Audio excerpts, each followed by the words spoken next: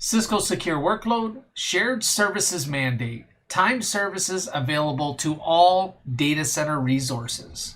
All right, let's get started. Let's go to Defend, Segmentation. Let's create a new workspace.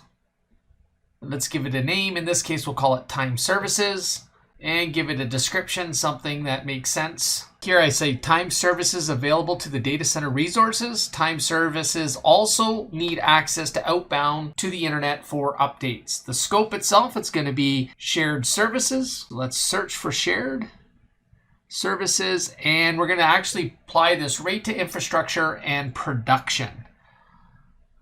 Okay, here we're going to use the application dependency mapping. Because time services may have a variety of elements that are required in order to provide the services, we're going to actually use the application dependency mapping to make recommendations on policy. So this will take a few moments to run. Once it goes through the analysis, we'll review and determine whether or not we need to make any adjustments before moving forward with policy enforcement. So here's the breakdown. Basically, the first line here says Data Center Web Services Retail Test is accessing that production environment using UDP 123. We also have Retail Production talking to infrastructure production using UDP 123. And then we've got production, infrastructure production, going out to the all IP address or the root zone, and you can see a variety of ports here, including secure workload. And then that last one is data center to infrastructure production using UDP 123. So UDP 123 is NTP, which is time services. And you can see here we've got a catch-all of deny. So we're actually going to go into what we would call is micro-segmentation or application segmentation. The host itself is going to only allow the ports that we've identified. Everything else will be denied by default. Now, one of the checks and balances that we can do before we go ahead and apply enforcement is running policy analysis. And that's what we're doing here. And this is going to allow us to determine whether or not the policy is fit for enforcement. So what that means is that if we see any escaped flows, as an example, based on the current data patterns and flows that are communicating with the services, then we can either adjust, meaning adjust policy to accommodate those flows, or find out where they're communicating from and use an upstream control, like a layer 3-4 next-gen firewall, as an example, and block those communication channels from even getting here. So currently we see nothing showing up in regards to flows that are escaping. So we're going to go ahead and apply the policy and go right into full enforcement mode here. Again, I can review the policies. I can see what hosts they're going to be applied to, which are the time servers. I can see the catch-all action is deny. And I give a reason for enforcement action here, mandated policy for time services. And that's it.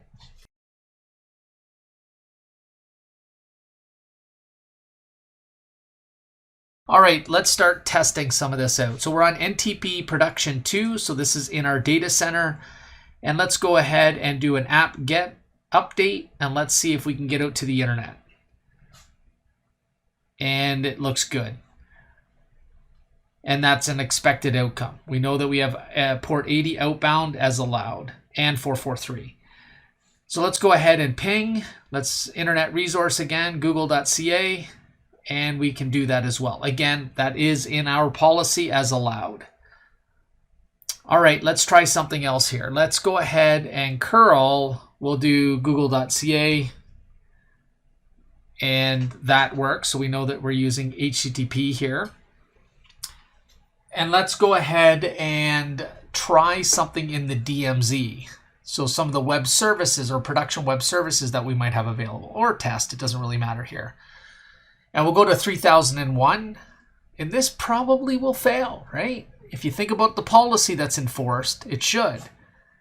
And in fact, it does. We don't get a response whatsoever.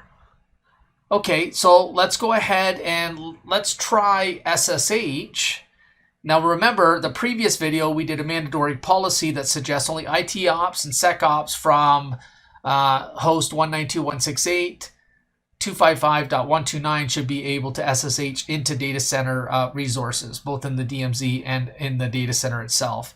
And you can see when we tried to do it within the data center, it failed. And now we're going to try to do it from the data center to the DMZ, and this should fail as well. Again, there's an absolute mandatory policy higher up in the scope tree that's enforcing this rule. All right, let's look at some of the output here. Now, the first thing that we can see is a little bit further down, we can see that 123 is available, UDP 123. So we know communication's happening for NTP synchronization, so we're good there. Let's focus on rejected. And we can see a bunch of rejections here. And look at that. Here's that 3001 from that host that we tried to connect to in the DMZ. Now this one's failed. It failed because it's hitting that catch-all deny policy. And we can see that here.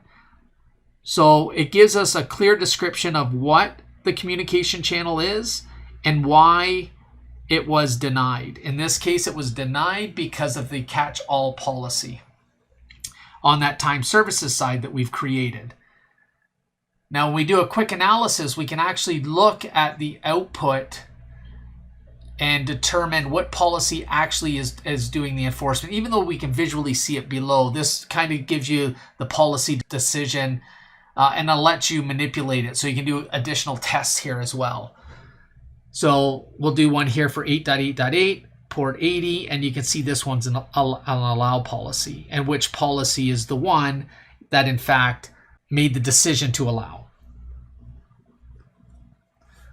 So the quick analysis is certainly something that will help in troubleshooting and determine what might be going on if the outcomes aren't the outcomes that you're expecting. Okay, I think this looks good. I think we've proved the point here that we've got micro-segmentation in play, policies being enforced pretty quick. Again, this is an easier asset to profile and run application dependency mapping on. It's a very simple service that's on it. Of course, that, you know, if you've got a more elaborate services, you're going to run application dependency mapping over a longer period of time. All right, let's go ahead and let's look at IP tables on NTP production 2, and let's grab NTP. And let's have a look here, and we can see that we certainly see NTP being called out in policy. This is not really where you're going to do your troubleshooting when you're trying to understand the policy that's being enforced on an asset. But this is a good way to have a quick visual to see that there's SSH, there's allow, there's NTP being called out, but really what you want to do is go into secure workload, go to manage, go to agents, go to agent lists, and again, you can pivot from multiple different ways to get here. Go into the workload of interest and scroll down to concrete policies, and this will show you every policy that's enforced on that asset.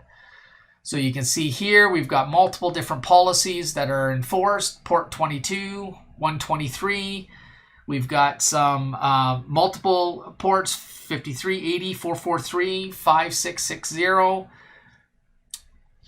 And it gives direction, ingress versus egress, the protocol.